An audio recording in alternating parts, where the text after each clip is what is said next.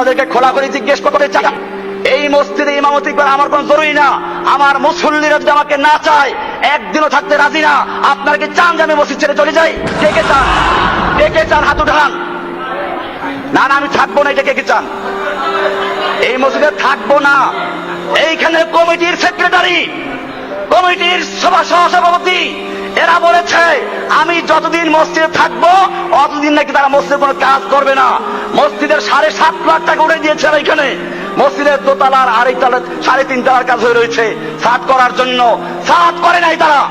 আর তারা বারবার আমাকে বাদ দেওয়ার জন্য, আমাকে মসজিদে খেদানোর জন্য বিভিন্ন চক্রান্ত, বিভিন্ন ষড়যন্ত্র লিপ্ত আছে।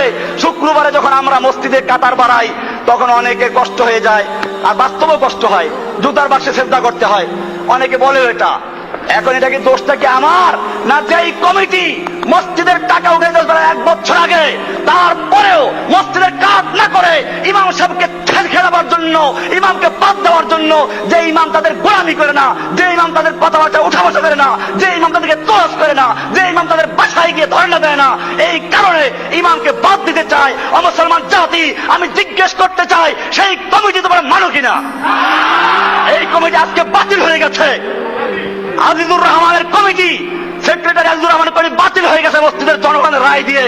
সুতরাং আমি পরিষ্কার বলতে চাই, নতুন কমিটি করে এই মসজিদের বাকি কাজ করার জন্য আমরা তৈরি আছি ইনশাআল্লাহ।